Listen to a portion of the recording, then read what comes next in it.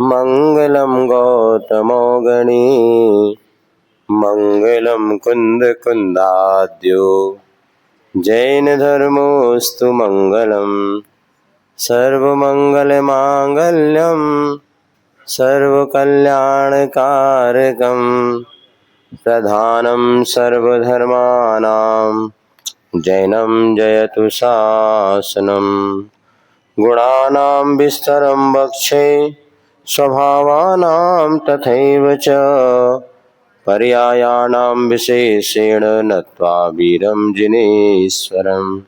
बोले महावीर भगवान की, आचार्य गुरुवर श्री विद्यासागर जी महाराज की, आचार्य श्री समय सागर जी महाराज की।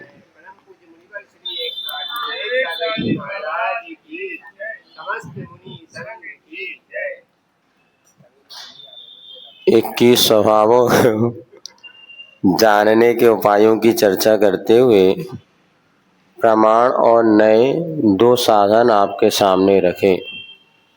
प्रमाण वो होता है जो समस्त रूप से वस्तु को जानता है और नए उसके किसी एक अंश को ग्रहण करके उसका व्याख्यान करता है। नयों के उपभेद बताते हुए 9 नए की चर्चा आपके सामने की। पहला द्रव्यार्थिक नय, दूसरा पर्यायार्थिक नय और आगे नैगम आदि 7 नय जो तत्वार्थ में पढ़े गए। द्रव्यार्थिक नय के उपभेद करते हुए 10 भेद बतलाए थे और उसके बाद पर्यायार्थिक नय के भेद करते हुए 6 भेद आपके सामने बीते दिनों रखे गए। अब आगे जो नैगम संग्रह आदि जो है उसकी चर्चा यहाँ पर की जा रही है।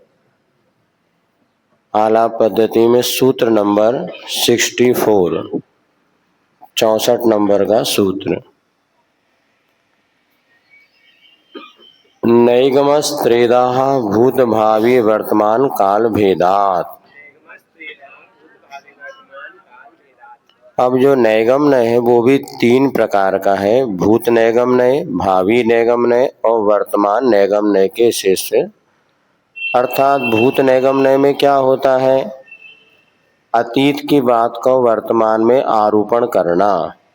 भावी नैगम नय भविष्य की बात को वर्तमान में आरोपण करके कहना और वर्तमान नैगम नय में कार्य क्रियान्वय क्रिया चल रही है और उस कार्य की पूर्णता के रूप में उसे स्वीकार कर लेना।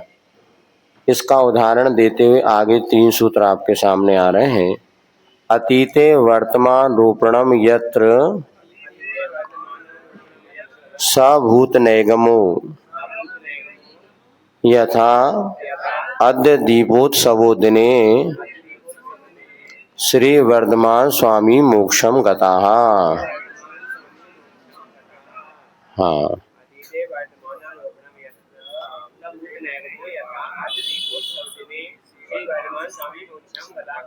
अब चूंकि यहाँ पर उदाहरण अपन देखते हैं तो आज दीपोत्सव के दिन वर्धमान स्वामी मोक्ष गए। अर्थात जो भूत में भगवान महावीर मोक्ष गए थे आज से लगभग 2550-51 वर्ष पूर्व, उस समय भगवान महावीर मोक्ष चले गए। किंतु जब दीपावली आती है तो हम कहते आज भगवान महावीर मोक्ष गए और निर्वाण लाड़ू चढ़ाते हुए अपने आप को उत्साह वर्धन अपन करते हैं कि आज हमें मोक्ष कल्याणक बनाने का मौका मिला। तो यहाँ पर अतीत काल की बात को वर्तमान में आरोपण करना, इसको यहाँ पर भूत नैगम नय कहा जाता है। यद्यपि सूत्र में पढ़ने से ऐसा लगता है कि अतीत काल में वर्तमान को संस्थापन किया जाता है अथवा वर्तमान काल में अतीत की बात को संस्थापन किया जाता है, वो भूत नैगम नय है। उसको इस तरह ही समझना होगा कि आज दीपावली के दिन भगवान महावीर मोक्ष गए, अर्थात भूतकाल संबंधी पर्याय को वर्तमान काल में संस्थापन जो करता है उसे भूत नैगम नय कहते हैं। अर्थात जो क्रिया हो चुकी है उसको वर्तमान में समाचरण करना, ऐसा भी इसको अपन समझ सकते हैं।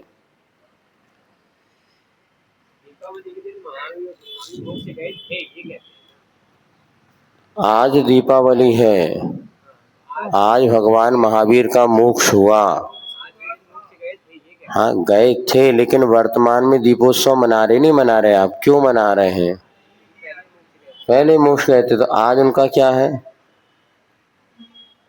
मोक्ष कल्याणक है। हाँ, तो वर्तमान उस समय का कल्याणक आज अपन मना के निर्वाण लाडू चढ़ा रहे हैं, ऐसा। इसी को नैगम्य कहते हैं, भूत नैगम्य। अब इसके बाद होता है बहुत सारे उदाहरण के, मतलब भूत की पर्याय को, जैसे आज भैया जी की दीक्षा हुई, दीक्षा महोत्सव तो बहुत दिन पहले हुआ। हाँ, और कौन सा बताना बताओ? ब्याह को ले लो, वर्षगांठ ले लो, एनिवर्सरी ले लो, जन्मदिन ले लो। हाँ, आज 15 अगस्त स्वतंत्रता दिवस है। देखो दीदी, चूंकि यहाँ पर काल की चर्चा है ना, तो काल की चर्चा में आपको दिन मास तिथि सेकंड यही आएगा। कल 2 बजे अपन वहां मंच में बैठे थे आज 2 बजे यहाँ बैठ 3 बजे, तो ये सब चीजें। अब चूंकि यहाँ पे नैगम्य में भूत और भविष्य की पर्याय को लेकर के वर्तमान में, ये वर्तमान भूत भविष्य क्या है? काल की पर्याय है ना। जैसे भाभी नैगम्य है कि भाई राजा के बेटे को राजा कहना। हाँ, ये तो भाभी नैगम्य तो समझ आ। हाँ, ये हाँ तो नहीं, हाँ स्वतंत्रता दिवस है ये, इसमें तो तिथि नहीं है, लेकिन अब ये भी तिथि की अपेक्षा होगा इनको ना, बिना तिथि वाला दो।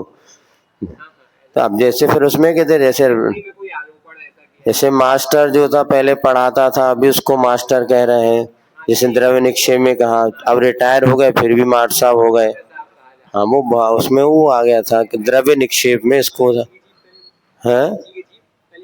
हाँ, भूतपूर्व अध्यक्ष हैं, पहले अध्यक्ष थे किंतु वर्तमान में अध्यक्ष बजे जा रहे हैं। हाँ सही बात है। मुल्ला जी एक मुल्ला जी बसते हैं, जैनों में मुल्ला कहाँ से आ गए? बोले इनके दादाजी पिताजी जब, तो वहां पे जब राज दरबार में मुल्ला एक पद हुआ करता था मुल्ला का। वो मुल्ला जो है जो भी उनका धार्मिक अनुष्ठान विधि हुए कुछ करते होंगे, तो मुल्ला जी जो थे एक बार मर गए। अब मुल्ला जी मर गए तो कौन को रखे? तो वहां पे एक जैन व्यक्ति था, वो उस पद पे प्रतिष्ठित हो गया। अब तब से मुल्ला जी बच गए। तो जैनों में भी अभी कई जगह खुरे वगैरह मुल्ला जी बसते हैं, मुल्ला जी हैं। तो मुल्ला जी कहाँ से आ गए? वो उनके दादा परदादा मुल्ला जी गद्दी पे बैठे थे, तो तब से वो मुल्ला जी बसते आ रहे। तो जैन भी आज मुल्ला जी। हाँ, अंडे वाला परिवार भूत परिवार, कई भूत लग गए होंगे तो सीधे भूत परिवार कहने लगे। इसी प्रकार से भविष्य की घटना को वर्तमान में, जैसे भाविनी भूतवत कथनम यत्र स भावी नैगमो यथा अर्हन् सिद्ध एव। हाँ, अब जैसे अनंत भगवान को वर्तमान में देख के सिद्ध ही हैं, क्योंकि भविष्य में सिद्धत की पर्याय को प्राप्त करने वाले हैं, इसलिए उनके आगामी पर्याय का वर्तमान में आरोपण करके यह कथन करना कि यह सिद्ध भगवान ही है, तो ये हो गया भावी नैगम्य। अथवा डॉक्टरी पढ़ने वाले कोई डॉक्टर कहने लगना, अथवा ब्रह्मचारी जी को महाराज कहने लगना। जिसे कहते थे ब्रह्मचारी महाराज, मनोज्ञ है, मनोज्ञ। मनोज्ञ का अर्थ होता है जो भविष्य में उसके योग्य हो। एक बार एक ब्रह्मचारी था, गर्मी का समय था, आचार्य महाराज ने हम लोगों से पूछा, क्यों ब्रह्मचारी जी को ठंडाई वगैरह मिलती कि नहीं मिलती? हमने कहा आचार्य महाराज हम लोगों को कहाँ इतना पुण्य है ठंडाई वगैरह का। अरे बोले इतनी गर्मी पड़ रही, ठंडाई छाए कुछ नहीं। हमने कहा कुछ नहीं मिलती, जो तो बता दिया आपको, और क्या। फिर राजसी ने एक ब्रह्मचारी था रोशन लाल, उसको बोला ए ब्रह्मचारी, तुझे पता नहीं ये सब मनोज्ञ हैं, महाराज बनने वाले हैं, इनका भी ख्याल रखना चाहिए, इनकी सेवा भी मुनियों की सेवा मानी जाएगी। मनोज्ञ तो 4 प्रकार मुनियों के पुलाव बबू उसमें मनोज्ञ भी आया है। जी गुरु जी। है दूसरे दिन से देखो बढ़िया, एक गिलास ठंडाई, एक गिलास छाछ, बढ़िया पिस्ता बादाम फूले हुए, सब जुगाड़ होने लगी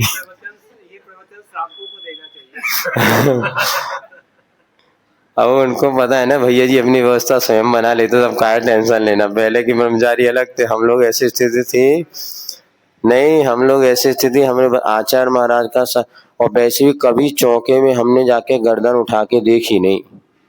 जो नीचे मुंडी करके गए, मौन होकर के जो बैठे, जो सामने वालों ने परोस दिया। अच्छा, क्या ये भी देते, हमारा उतना परिचय भी नहीं था, 3.5 साल हम लोग ब्रह्मचारी रहे, लेकिन मौन पूर्वक जाके भोजन करना, और जो दिया उसने अब सामने रखी भी है, और चाहते तो ब्रह्मचारी की भूमिका वो कह भी सकता है, लेकिन वो ऐसे संस्कार या ऐसे कहना चाहिए शुरू से धारणा बन गई, या जो श्रावक, और श्रावक क्या करता है, जैसे उन्हें महाराज का पड़गहान हुआ और ड्राई फ्रूट्स वगैरह जो अभी पानी नहीं डालो जेब में तो पहले अलग हो जाते हैं, और केला में सब्जी नहीं नहीं, आहार के महाराज नहीं आए तो उसके बाद आधी चीजें व्यवस्थित रख जाती, कल काम आएंगी। अब वो चीज अब बाद में जो मिलता था उसी में एडजस्ट करना पड़ा, वही शोधन तो कोई करता नहीं था। भैया जी जो चाहिए बताना, हम तो तनक काम से जा रहे, एक आध बहू बच जाए तो बच जाए। तुम्हारे साथ नहीं बब्बा, मतलब हमारे साथ भी ऐसे होता था। तुम लोग सोचते कि हमारे साथ नहीं, हम लोगों के साथ भी पहले होता था, सारे लोग, हम तो इतनी मेहनत से महाराज के आहार कराए, 1 घंटा उसके बाद जब हम बैठे तो एक ही दादी अम्मा मिलत थी, एक दादा दादी मिल जाए तो बहुत, बाकी सब जितने लोग थे, जो 20 लोग थे आहार का भी, सब महाराज को छोड़ के चले आए, फिर आए जब जब अपने पूर्व आहार हो जाए। ये पहले से ही परंपरा चली आ रही, इसलिए कोई विकल्प करने की बात होती नहीं, वो लगी लागू रहेगी, क्योंकि वो तो बेशब्दाई थी। तुम लोग मेरी बात, तो कई बार जब गुस्सा आती, जब वो देख तू रुक जा, मुझे जाना, मुझे तो वो और बड़ा विकल्प होता है यार कि इनको अपने इससे निकल ही जाओ। लेकिन कई बार इतना भी होता है, खाली चौके में जाने पर जो बहुमान नहीं मिलता, जिसमें साधु का हार निर्विकल्प, इतनी खुशी होती है उसको, बाद में वो भैया जी को खूब आनंद से हार करा था, भैया जी तुम्हारी वजह से महाराज के अच्छे हार हो गए। अब खाली चौक गया तो पहले रोना रोता, 3 दिन हो गए भैया जी तुम कुछ गए हो, महाराज नहीं आ रहे हो, क्या कर रहे, तो बहलाए कम, वो अपना रोना ज्यादा रोए। इसीलिए दोनों जगह गाड़ी चौकी व्यवस्था भले तुम्हें मिल जाए, नहीं नहीं ऐसा तो नहीं है, नहीं नहीं, आप हमारे साथ एक आध बार चल के देखे नहीं है आप तो, अभी ऐसे महाराज नहीं। देखो ये तो है, जितना सहन आप करेंगे, परिस्थिति में जूझेंगे, उतना भविष्य उज्जवल बनेगा। हमें तो ये पता नहीं, हम जो 3-3.5 साल रहे उस समय जो बातें सहन की, आज इतना आनंद आता है, सब असलियत पता है। मतलब महाराज बनने के बाद भी जो छोड़, जब छुल्लक जी रहे 1 साल, एलक रहे, छुल्लक रहे, तो सामने सामने देखते वो पड़गाने खड़ा हो, अपन जैसे वो महाराज निकल गए बस गायब, कहाँ अभी तो खड़ा था, बोले वो तो गया। इसमें ये लिखा है मूलाचार में, पंचम काल में ऐसी दशा होगी, दाता भी भक्त से बंधा रहेगा, भक्त भी दाता से बंधे रहेंगे, इसलिए इसमें कभी विकल्प नहीं करना। हम तो ये बात हमेशा गांठ बांध करके रखें कि सामने वाला क्या कर रहा है हमें देखना ही नहीं, क्योंकि वो तो रागी द्वेषी है ही। अब वो उन्होंने महाराज के साथ उनके जा रहे, देखा तुम पड़क गए तो ठीक, नहीं पड़ गए तो उन्होंने खसक लिया। अब कई बार जब साधु के मन में अपना निशा विशा हो जाता है, या इनसे पड़कना, इनसे, तो यदि गृहस्थ ने इतना कर लिया, करते ही है वो, बहुत कुछ ऐसा होता है। इसलिए पहले शुरू में होता था, फिर धीरे धीरे इतनी क्षमता आ गई कि भैया अब चलो ये परिणति सहज मान के चलो, वस्तु स्वरूप विचार खुशी से, मतलब राग द्वेष सबका अपने अपने में है, जिसको जिसके साथ। बाकी आचार्य में बार बार कहते थे संग में उस समय, इन सबसे बचना चाहिए, किंतु हमने देखा बचना नहीं। जिसको यदि आपको आहार देना है तो आपको ही देगा, और आपके नमोस्तु करना तो आपको ही करेगा, दूसरे महाराज को नमोस्तु तक नहीं करेगा।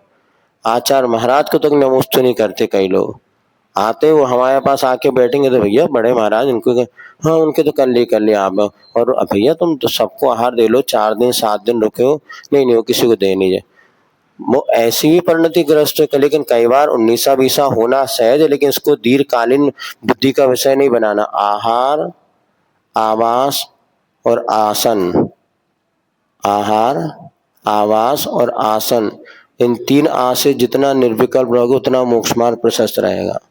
आहार में तुरंत कर लिया, आज से कहते हैं आके प्रत्याख्यान करो, भूल जाओ। आवास में जो अपना मिल गया भैया, जहाँ जैसा मिल गया अपना व्यवस्था बना लो, निर्विकल्प है। आसन में छोटा बड़ा आसन, आगे पीछे इसको लेके विकल्प किया तो सारी जिंदगी दिमाग में कीड़ा घुस जाता है। तो ये इन चीजों, जितनी जल्दी इनके विकल्प छोड़ सको, फटाफट छोड़ो भैया, हो गया बैठ गए, चलो अब विकल्प छोड़ो, खा लिया पी लिया छोड़ो। और वो यदि ज्यादा समय तक बने रहे तो आर्त ध्यान का निश्चित निमित्त बनता है। याद आना अलग चीज है भैया, लेकिन वही छोड़ना का नाम तो है साधुता। साधु और क्या है? जब चाहा, जितना चाहा, जैसा चाहा, कभी नहीं मिलता। ध्यान रखना, आपको भी नहीं मिलता, बनाने वालों को भी वो नहीं मिलता। कि साधु की पराधीन चर्या है। आचार्य कहते हैं आपने दिया क्या है उनको? कोई वो कर्ज है क्या आपका? कोई शावक अपना भक्ति भाव से जो कर रहा है, हंसते हंसते ले लो। ये मत कहो ये नहीं बनाया, वो नहीं बनाया, और तुमने कह दिया, बाद में उसको इतनी पीड़ा होती है कि बात भैया देखो, और बार बार डब्बा खाली हुए ले आओ ले आओ। नहीं, अनार का जूस है कि नहीं, निकालो। अब नहीं हुआ तो उसके तो प्राण सूख जाते। चार के बीच में तुमने तो चिल्ला दिया।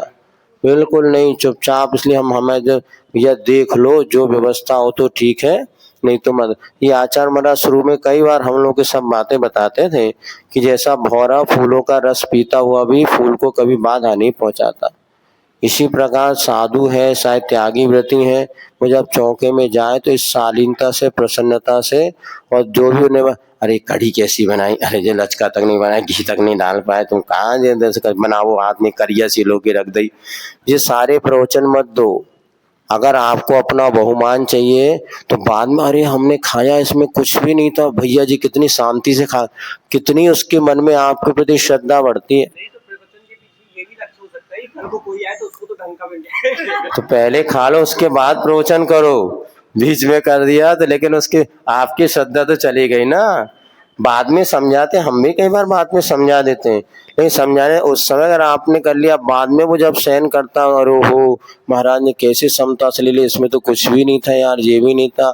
जब आचार्य महाराज को आहार कराने वाले लोग बैठते थे और उनका एक गिलास खाते थे, अरे बताओ ये नीरस भोजन, हमारे तो गले से नहीं उतर रहा, और महाराज हंसते हंसते खा गए। तो उसकी श्रद्धा आपके प्रति कई गुना बढ़ती है। और जो त्यागी व्यक्ति अपनी रसना इंद्री को कंट्रोल नहीं कर पाया, वो कभी भी मोक्ष मार्ग को प्रशस्त कर ही नहीं सकता। इसलिए आचार्य महाराज ने सबसे पहले रस, नमक और मीठे का, क्योंकि रस राज है और यही सारा का सारा विकल्प इतना कारण बनता है।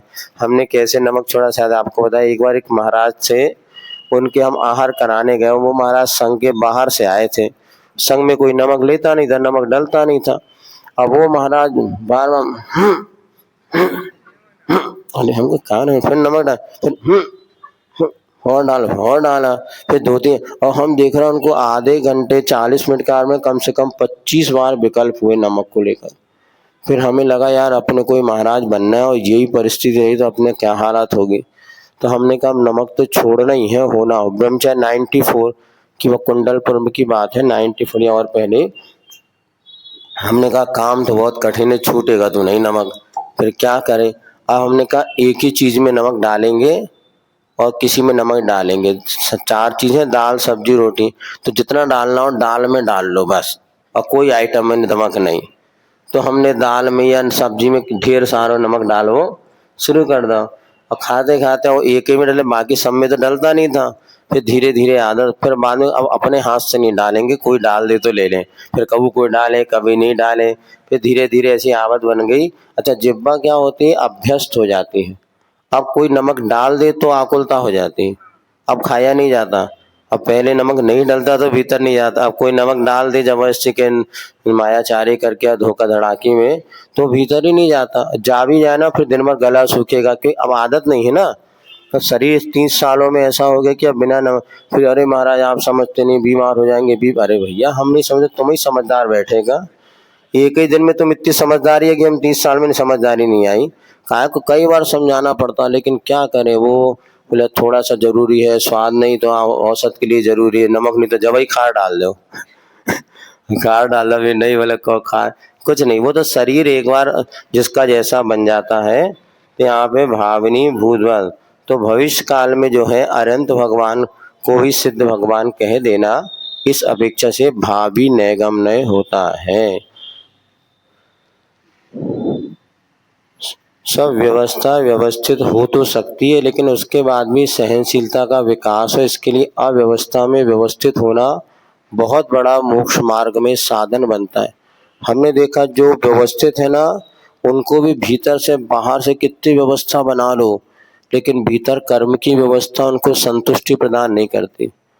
और बाहर से कितनी अव्यवस्था हो, लेकिन अगर भीतर से आप व्यवस्थित हो गए तो सैकड़ों प्रतिकूलता में भी आकुलता नहीं होती।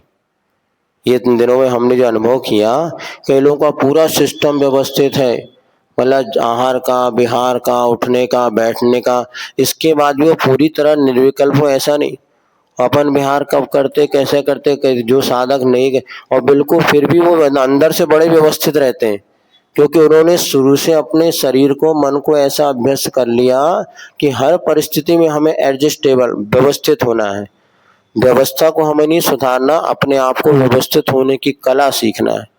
और जिसने व्यवस्थित होने की कला सीख ली, वो अध्यात्म समय सार धीरे धीरे समता पर समता, सर्वभूतेषु संयमे स्वभावना, आर्तरोत परित्याग तदहि सामायिकम मतम।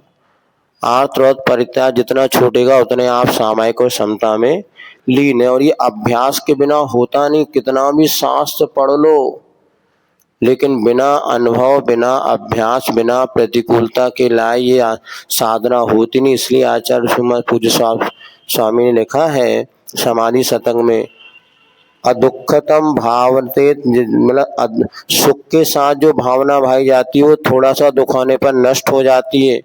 इसलिए साधु को दुखों के साथ ही आत्म तत्व का अभ्यास करना चाहिए, कष्टों के साथ ही आत्मानुभूति करना चाहिए। सुख के साथ जो आत्म तत्व का ज्ञान होगा, थोड़ी सी विपरीतता में नष्ट हो जाएगा।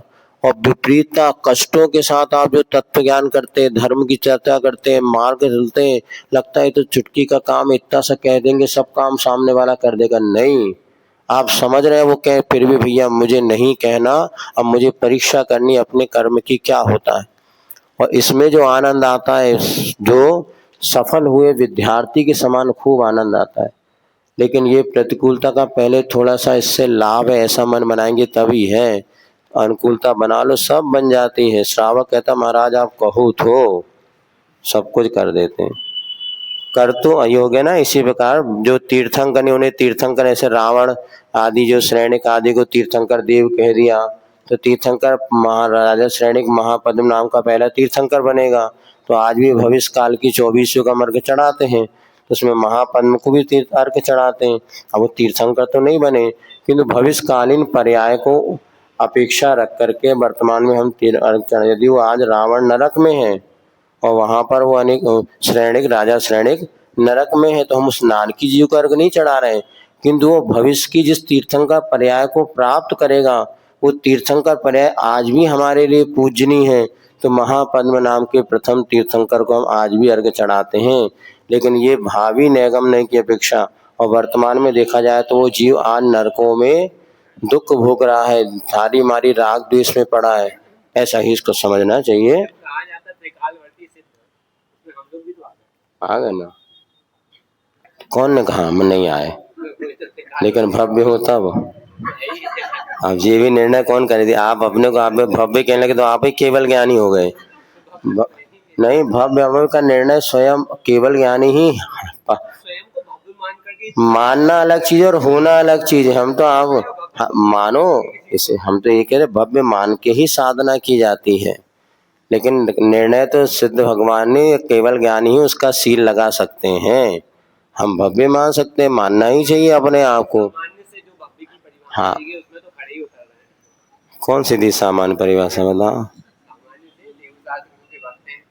इसकी? ये कहीं भव्य की परिभाषा नहीं रहे। भव्य की परिभाषा सिर्फ ये है, अरे 9-11 पुरुष ये बाहरी लक्षण है, किंतु भीतर की व्यवस्था जो मिथ्यात्व के उपशम, छह उपशम आदि से, वो केवल ज्ञानी जान सकते हैं। परम अवधि ज्ञानी सर्वावधि के ज्ञान का है। हाँ, प्रथमान योग की अपेक्षा है। मान लो, मना कहाँ कर रहे हैं, हमने मना किए नहीं। हम सम्यक दृष्टि को ही उपयोग देते हैं भैया, मिथ्या दृष्टि को उपदेश, मिथ्या दृष्टि को रविवार को प्रवचन मात देते थे। ये क्लास जो लग रही नहीं है सम्यक दृष्टियों के लिए मान के लगा रहे हैं हम। आप सम्यक दृष्टि है, निश्चित जल्दी से मुनि बन करके आप मोक्ष जाने वाले हैं, इसलिए हम क्लास पढ़ा रहे हैं आपको भैया। हाँ हाँ, तो हम भी गिन रहे हैं, आप क्या सभी गिन रहे हैं।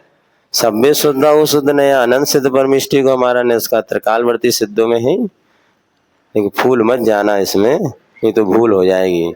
कर्तुमाराब्ध मीसन निष्पन्न मनिष्पन्नम वा वस्तु निष्पन्नवत् कथ्यते यत्र स वर्तमान नैगमो यथा ओदना पच्यते।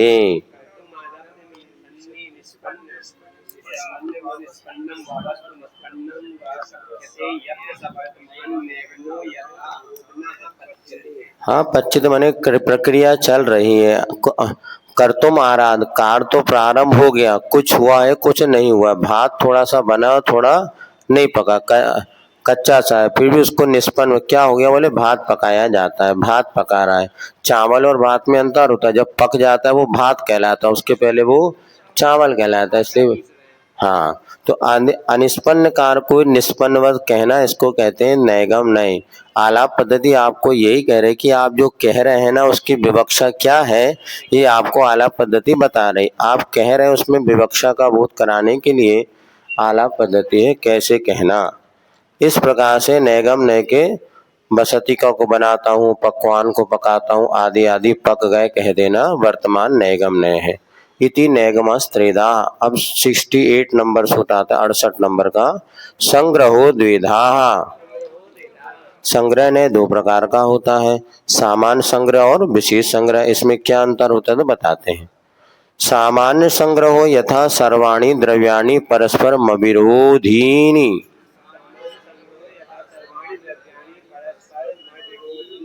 तो सामान्य संग्रह में क्या हो गया, सभी द्रव्य परस्पर में अविरोधी हैं। सामान्य रूप से द्रव्य कितने हो गए, ये 6 द्रव्य हैं।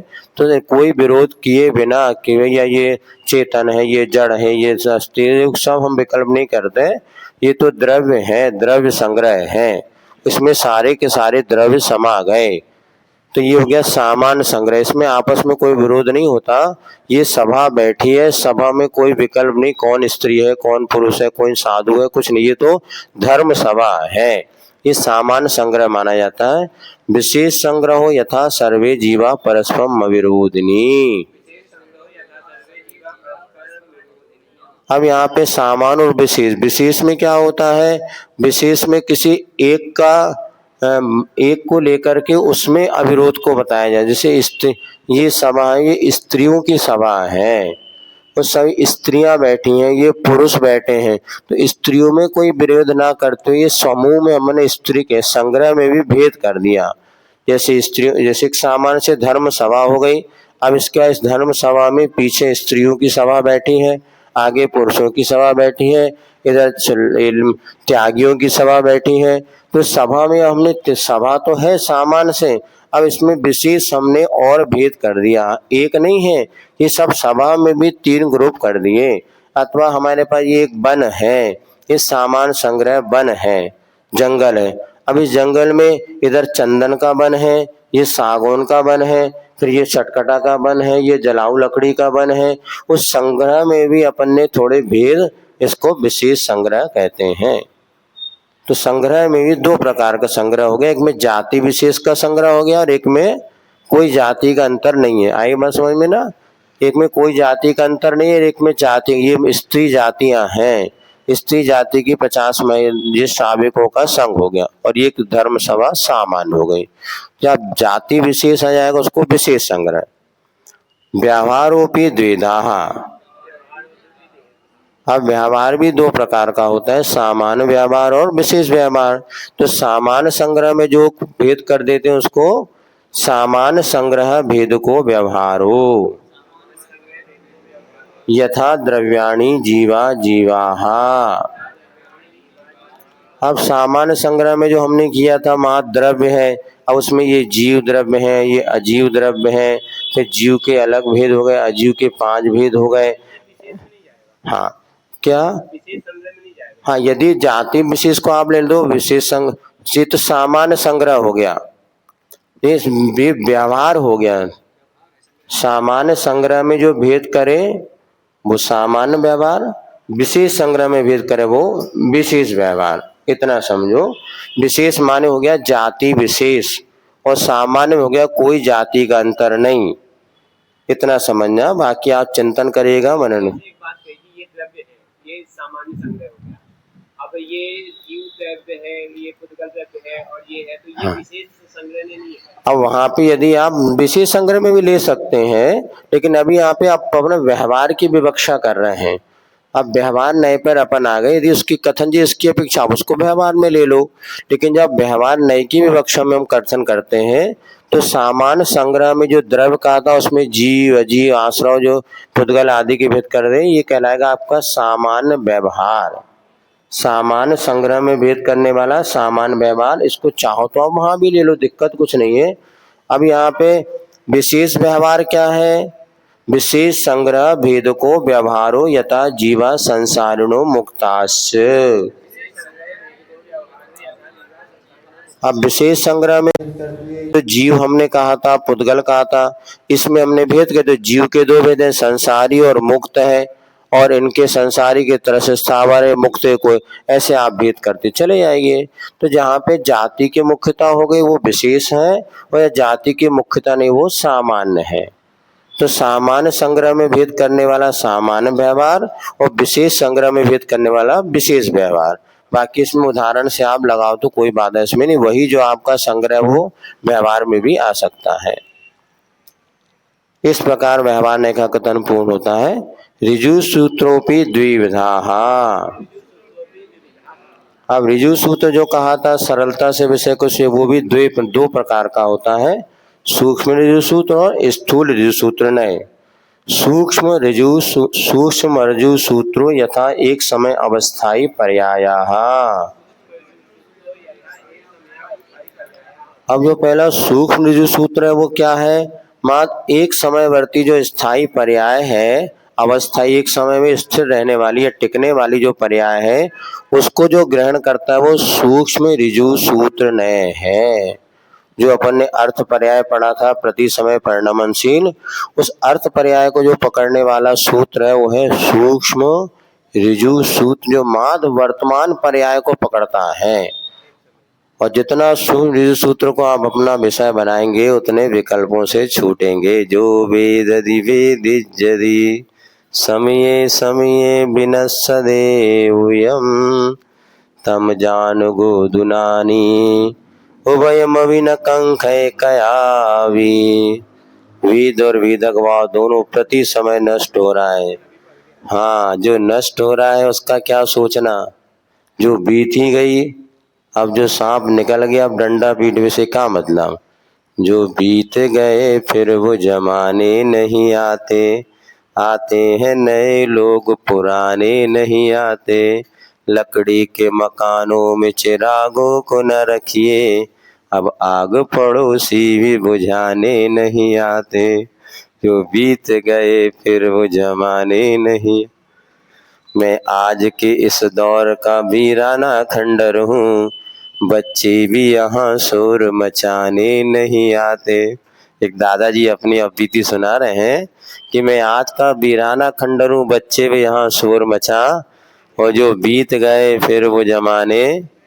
इस पेड़ की हर शाख तो सूखी ही पड़ी है, इस पेड़ की हर शाख तो सूखी ही पड़ी है, पंछी भी यहाँ रात बिताने नहीं आते।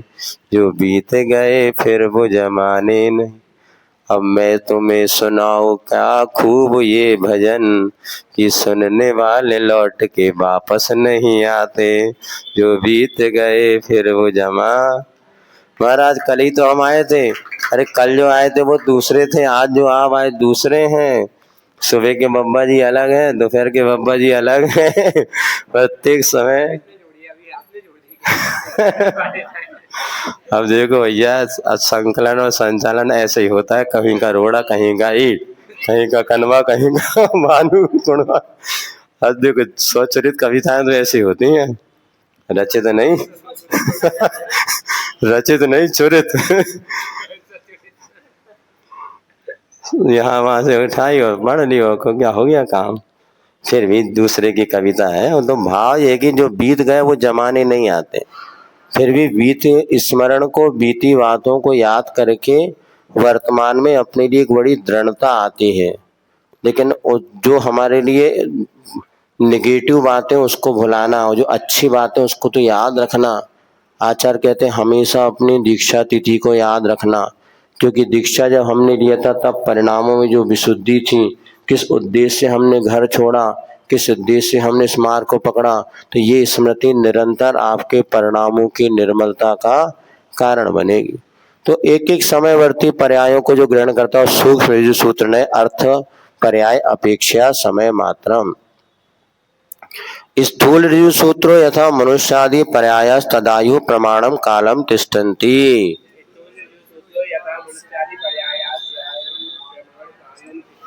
हाँ, इसलिए ज्यादा भविष्य की पर्याय को भी कर्तव्य करना, बाकी भविष्य की पर्याय की भी चिंता नहीं करना। कई बार अपन खूब अच्छा सोच लो और खूब बिगड़ जाता, कई बार कुछ नहीं सोचो और बहुत अच्छा हो जाता। अब भविष्य में वो कल कहाँ होगा, कहाँ रुकना होगा, क्या बिहार होगा, कुछ नहीं।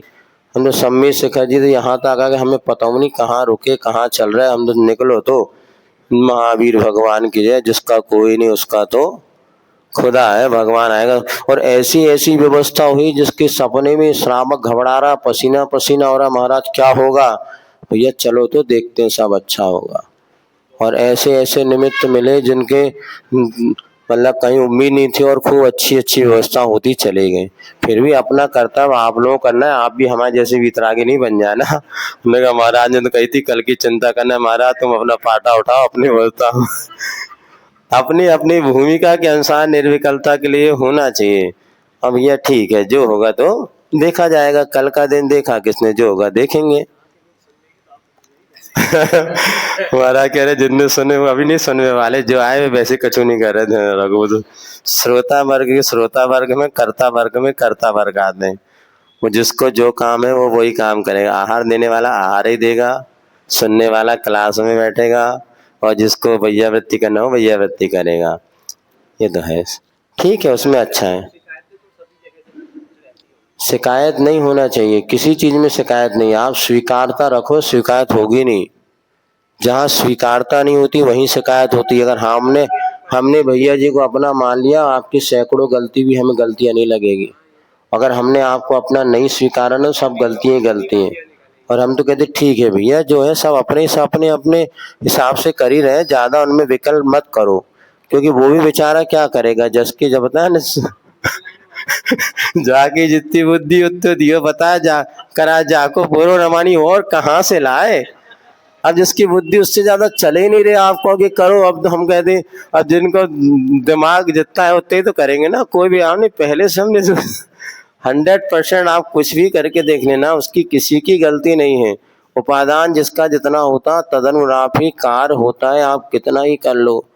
और जिसके पास है वो कुछ भी नहीं पढ़ा, ऐसे ऐसे टीचर हमने देखे हैं जिनने कभी नमोकार मंत्र नहीं पढ़ा, फर्स्ट क्लास पाठशालाएं पढ़ा रहे हैं, कभी जिंदगी में पाठशाला नहीं पढ़ी। और कहाँ से पढ़ा रहे, क्या पढ़ा रहे, जिन्ना उद्दे में घुमा फिरा करके ग्राहक को खींच लेते। और जो अच्छे पढ़े लिखे विद्वान, उनके पास दो आदमी नहीं बैठना चाहते, है ना। बिना पढ़े लिखे लोग ऐसे प्रवचन कर रहे हैं, ऐसे उनका प्रभाव है। भैया जी बोले महाराज बता दो 10 दिन प्रवचन करने हैं, कभी करो नहीं, कभी सुनो नहीं। हाँ भैया नोट्स बना रहे, आज धूम मच गई बोले प्रवचन। अच्छा, जो बेचारे जिंदगी में 10 धर्म पाल रहा बिना उनके प्रवचन में बेचारी ये अपना अपना निमित्त नैमित्तिक संबंध है, इसीलिए कभी टेंशन का काम नहीं। जैन दर्शन ये सारे के सारे सूत्र जो हैं हमारे निर्विकल्प समाधि के कारण है। निर्विकल्पता की हम कितने वर्ष से ऋजु सूत्र का विषय बनाओ, ज्ञान नहीं दर्शन उपयोग को अपना ज्ञान का विषय बनाओ।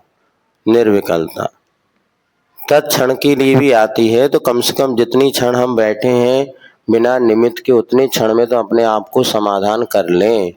तात्कालिक परिस्थिति में परिणाम बिगड़ भी जाए तो कोई बात नहीं, लेकिन जब एकांत में बैठे हैं अपन अकेले सामायिक में, उस समय तो अपन अपने आप को संभाल लें, तो उस समय ये सूत्र बड़े काम आते हैं। हाँ, भीड़ में तो ऐसा बिल्कुल बैठता है 10 उपवास के बाद भी सीधी कमर करके, और कमरे में तो अंतराय आया तो आड़ा हो जाता है। इसलिए कई बार भीड़ भी जरूरी है। आचार्य जी कहते कीर्तन के समय भीड़ को बैठा दो, अपने भड़ा धड़ हो जाते। एक बार आचार्य जी ने कहा था कि कीर्तन बोले छल्ला जी चलो तुम लोग जाओ 2-4 बैठना देखना। और जब बैठे अब अपने आप लगता है इतने लोग देख रहे हैं कैसे फटाफट करो कीर्तन कर नहीं पड़ता।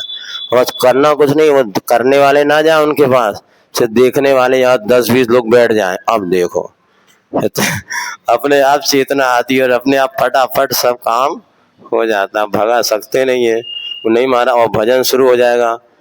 परम दिगंबर मुनिवर, अब देखो भैया कीर्तन तो करना ही पड़ेगा बेटा। अब कैसे तुम भग रहे हो? उन्होंने कहा ग्रीष्म काल में आग बरसी गिरी जगह बेटा, पसीना टपक रहा। मैंने बैठो बेटा, तुम्हारी पूजा हो रही है अबे। घास फूस की तरफ खड़े। बस अभी नहीं होता, वैसे पहले हमने देखा कीर्तन शुरू हुआ और 3-2.5 घंटे पूरे भजन संध्या बैराग भावना बार अभी होता है।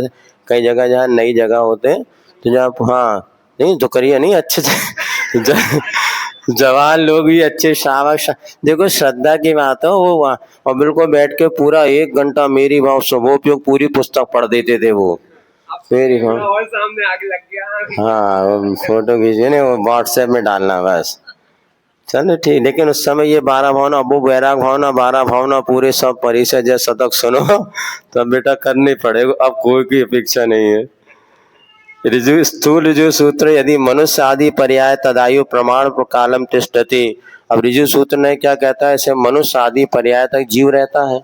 पूरी लंबी चौड़ी मनुष्य पर्याय को स्वीकार कर लिया, वो स्थूल ऋजु सूत्र का नए का एक पर्याय पूरी ग्रहण कर लिया, ये मनुष्य है और पूरी, तो इसको स्थूल ऋजु सूत्र नए का विषय कहते हैं। इतने ऋजु है व्यंजन पर्याय स्थूल, एक है व्यंजन पर्याय स्थूल सूत्र का विषय और अर्थ पर्याय सूक्ष्म सूत्र का। पर्याय की मुख्यता रहेगी। हाँ पर्याय को, व्यंजन पर्याय को कहने वाला स्थूल सूत्र नय है, अर्थ पर्याय का कथन करने वाला ऋजु सूत्र नय है। पर्याय ही है। हाँ पर्याय, उस पर्याय का कथन करने के लिए नए का व्याख्यान चल रहा है भाई। द्रव्य गुण पर्याय स्वभाव इनकी है कैसे कहा जाए, तो ये 10 नयों का व्याख्यान आपको बताया था एक दिन कि जो द्रव्यार्थिक नय और पर्यायर्थिक नय है, तो उसके बाद के जितने नय हैं उसमें से कुछ द्रव्यार्थिक नय है, कुछ हाँ वो तो है। नैगम आदि जो तत्वार सूत्र में दिया है, नैगम संग्रह नय और व्यवहार, ये तो द्रव्य को अपना विषय बनाते हैं। बाकी की आगे की 4 जो है ये पर्यायर्थिक नय का। बहुत अच्छा बताया आपने। समविरूढ़ बंभूता नया प्रत्येक में कई का नया। हाँ हाँ शब्द नए समविरूढ़ नए और एवं भूत नए, ये प्रत्येक एक एक नए माने जाते हैं। और शब्द नए एक प्रकार का है, समविरूढ़ नए भी एक प्रकार, एवं भूत नए भी एक प्रकार का ही है, इनके कोई भेद नहीं है। शब्द नयो यथा दारा भार्या कलत्रम आजलम आपाह। अब यहाँ पे शब्द नय का क्या विषय होता है, जैसा आपको पूर्व में बताया था, स्त्री का दारा कहो, भार्या कहो, कलत्र कहो अथवा जल कहो, आप कहो, ये सब कलत माने स्त्री। अब वो आप जान लो बेटा, समझ के बोलो। कलत्र दारा, अभी आचार्य ने मूक माटी में इसमें कोई अर्थ व्याख्या नहीं की। भार्या नहीं, कला से गलत नहीं। कल माने होता है शरीर, अत्र माने होता है रक्षा, जो पुरुष के देह की रक्षा करे वो भी गलत है। अरे पुरुष जो अपने मुख माटी पढ़ो, आप आ तो रहे नहीं, कैसे पता चलेगा आपको? सब आचार्य ने दिया इसमें। कल माने होता है शरीर, त्र माने रक्षा करने वाला। तो जो अपने शरीर की भोजन पानी देना बंद कर दे तो क्या होगा बताओ, मिलेगा क्या? पुरुष बना एक आध देना, बाकी ज्यादा आश्रित तो उन्हीं पर होते हो बेटा। अब जिनके साथ नहीं है तो बेचारे क्या करे, जिनके हो तो बनवाए, अब तुम्हारे नहीं है तो क्या करो है। अरे उसके बाद नहीं आश्रित तो अब साधु बनो तो रहना ही पड़ेगा। यही तो हाथ है, इसलिए तो वैष्णव दर्शन में साधु में अपने आलू बना और खा ले हो। जैन दर्शन और विश्व दर्शन में अंतर यही तो पड़ गया। यदि स्वयं अपना साधक जैन दर्शन में आज भी साधना पद्धति पर आधारित सिंह वृत्ति है, आरम सारम कैसे छूटेगा? यदि आप स्वयं अपने हाथ से करने लग जाओ, अपना हाथ जगन्नाथ, और अपने हाथ की जली रोटी भी अच्छे हैं, दूसरों के हाथ की बढ़िया माल मलाई भी खा, तब परीक्षा होती है बेटा। साधु होते ही सबसे बड़ी परीक्षा है दूसरों के हाथ का बना हुआ भोजन करना। यही सबसे ये परीक्षा है। हाँ, इसलिए तो कह रहे हैं ये। तो सबसे अलग है। हाँ, सबसे कठिन। इसीलिए देख लो बेटा, इसलिए आगे नहीं बढ़ पाते कई लोग। अपने हाथ की 2 रोटी खाना अच्छी है, लेकिन दूसरे, और ये निर्जरा का कारण है। इसी को तो साधना और है क्या, मोक्ष मार्ग की साधना क्या, यही तो है। रोज नए नए तरीके से, नया नया अलग अलग प्रकार से सब। तो सबसे कठिन साधना है पर घर में जाके भोजन करना। और प्रश्न इसमें जो कर्मों की असंख्यात गुणी निर्जरा होती है। अपने हाथ से बनाओगे कोई कर्म नहीं कटेंगे, लेकिन जब आप दूसरा बनाए उस समय जो असंख्यात गुणी कर्मों की निर्जरा। अब कल से तुम्हारी छुट्टी, जहाँ महाराज जाए वहीं आओ बेटा, खा के देखो 2-4 दिन, देखो निर्जरा होगी, बहुत मोटे हो जाओगे, पतले नहीं होगे, देखना। मेरे बस की नहीं, सही बात बताऊं मैं। बस यही तो सीधी बात है। मजदूरी नहीं हो तो मजबूर करो तुम। अब बाहर जाते हो करते नहीं कि मजबूरी में। हाँ, परिचय वहाँ तो करनी हाँ, परिचय अरिचय से कुछ नहीं, आप परिचय में जाओ तब तो बात है। अब देखो हमारे जैन साहब सब छोड़ छाड़ के आए, सेठानी का हाथ का मूंगफली वाले ले आए, मनो खाते थे दूसरी जगह। लड़ुआ ले आए, मूंगफली ले आए, सब रखे हैं वे। अब सोच रहे कि एक आदमी भैया जी के चौके पहुंच जाए तो डब्बा खाली कर दे। अभी इंतजार में है, कोई पुण्य पात्र मिल जाए तो खिला दे। अब मिलाए थे, बोले काजू नहीं ले रहे महाराज, हम क्या करें बताओ।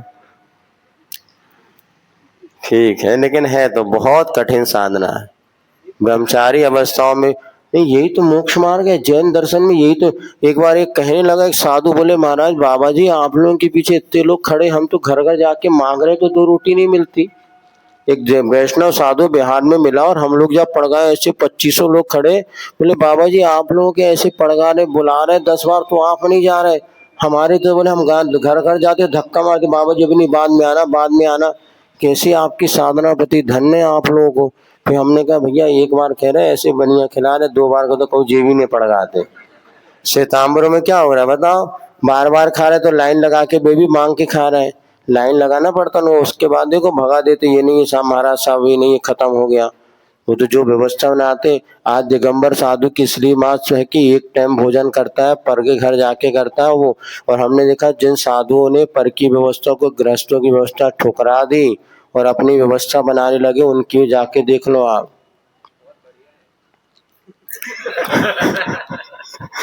व्यवस्था बढ़िया, लेकिन मोक्ष मार्ग बिगड़ा हुआ है। मोक्ष में यदि यही सब बढ़िया चाहिए तो घर काहे को छोड़ रहे भैया, घर में क्या कमी है। 48 घंटे में एक बार तो कौन ने कही तुम्हें, तो घर में रहो ना, तुम 4 बार खाओ हम कह रहे हैं। और बढ़िया घर और घरवाली सब तो दे रही थी व्यवस्था शासन। अरे प्रभु ने आपको गृहस्थ आश्रम 11वीं 10वीं प्रतिमा, आप घर में रहो ना, पति पत्नी रहो। और हम तो कहते वो सदग्रस्त अच्छा है जो कम से कम 2 रोटी खा के खिला तो रहा है। क्या बुरा बात है, एक साधु को खिलाता, 2 अपनों खाता, अपने ठाट बाट से खा तो रहा है। अब यदि अपनी साधु मार्ग में आके फिर अपनी व्यवस्था बनाने लगे तो क्या मतलब साधु बनने से, बताओ। साधुता बचेगी कहाँ भाई साहब। कछु श्रावक नहीं करता रे, श्रावक को कुछ नहीं करता। अब पैसा तो दे रहा, तब तो रोटी बना के खिला रहा, अब ज्यादा नहीं बोलवा, अब रहने तो दे। और 15-20 है, बोले महाराज 20,000 रुपये महीने से कम में काम नहीं चलेगा, देव को तो खाना बनाता हूँ नहीं तो चला जाएगा भक्क, महाराज को रखना पड़ता है। उसके बाद भी चौके तक पहुंच के पूरी व्यवस्था देखनी पड़ती, कहाँ बनो कहाँ नहीं बनो। एक वीडियो आया था, बोले महाराज पूरे पहुंच गया, सब कौन सा सब देख किया, बोले हाँ ठीक, उठ रहे हैं हाथ में, चलो पड़गाओ जल्दी। भैया शितलाचार ऐसे धीरे धीरे आता है और फिर वो सब पनपता चला जाता है। वो तो हमने देखा बहुत अच्छा श्रावकों पे आधारित है, बड़े 19-20 होता है, लेकिन यही साधना है, यही मोक्ष मार्ग है। गुरु जी ने पूरी जिंदगी निकाल दी, बुंदेलखंड में रहते हैं औरिया लचका में, और हमेशा श्रावकों को क्या जा करके करते रहे। और यही साधना पद्धति है, बदलने में एक क्षण नहीं लगता, मार बदलने में। शब्द नहीं हो, इसलिए तो कह रहे भैया 10 परिसर दुखम सह, दुखों को सहन करने का ये मार्ग ही है। 19-20 नहीं, आपको 10-20 और 18 सब सहन करना पड़ेगा। इस समय तो पुण्य की वृत्ति परिसंख्यान क्यों करते हैं, अपने पुण्य की परीक्षा के लिए। और हमने तो अनुभव किया, एक बार आपको बताया था ना, एक बार गया जी का संस्मरण, टाइम हो रहा है भैया 4, गया जी में हम गए और वहाँ पे हम नाम नहीं लिया, फिर भी एक जगह वो श्रावकों क्या वैसे कभी चौके खाली नहीं जाते थे वहां, जितने महाराज होता था। हुआ क्या, एक दिन हमारा उपवास हो गया और बंदे का वो चौका खाली चला गया। अब वो हमें बिल्कुल, हमें भी लगा यार बताओ, पहली बार जिंदगी में महीना भर में किसी का चौका आज खाली गया। तो कल अपन केस लोन था पाड़ना इसी के यहाँ करना जाएंगे। 101% मन बनाया था, कोई विकल्प करना ही नहीं, पहली बार बंदे का। और हम गेट के सामने निकलो, बिल्कुल गेट के मंदिर के बाहर तक यही विचार था, और पड़कते पड़कते पैर इधर की जगह इधर खिसक गए, इसकी जगह दूसरे व्यक्ति ने पड़का लिया। अब हमने सोचा यार देखो बेचारे की किस्मत, फिर भी हमने कहा आज तो पक्का है, आज तो खाली जाना है नहीं, चलो कोई बात नहीं। और दूसरे महाराज हमारे पीछे वाले पड़ गए, अरे मत वो पड़क गए, जाति सुनकर अंतराय हो गया। और हमारा जहाँ पर हम पैर गए थे वहाँ वो बुंदेलखंड के श्रावक थे, और उन्होंने पाड़ना में ऐसी अनुकूलता बनी कि लगा भैया देखो आज अपने अनुकूल पाड़ना, उन्हें उम्मीद तो थी भी नहीं, फिर भी अपने तो भाग्य भी इस समय एकदम परिवर्तन, बिल्कुल एक कदम हम तो देख रहे हैं, यहाँ तक निकले, यहाँ तक उतरते तक परिणाम कुछ और थे।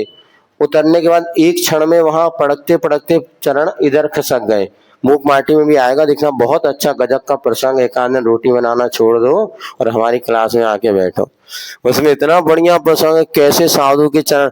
और वहां पे जो हुआ एकदम, तब बाद में जब रिजल्ट निकला उस समय कुछ समझ में नहीं आया ऐसा क्यों हुआ, लेकिन चौक में जाके तो कहा चलो भैया अपना पुण्य का उदय था, लेकिन लगा उसका बेचारे का कल का बोला बेगा। लेकिन दूसरे महाराज पहुंच भी गए तो उनको सियाराम हो गया। और फिर बाद में दूसरे दिन हम भी गए तो बड़े खतरनाक हार हुए, हमने कहा अच्छे भैया पाड़ना। दूसरे हम पहुंच भी गए तो उनका क्या इतना चौका था, पूरा अंधेरा था और बाजू में जाली लगी थी, जाली के इधर खड़े होना था। हमने कहा जाली के इधर खड़े हो, तो वो या वहीं खड़े हुए जैसे तैसे, एक आदमी जाली के बाहर एक आदमी जाली के अंदर, सेटिंग बनाई है जैसे तैसे वहां पर।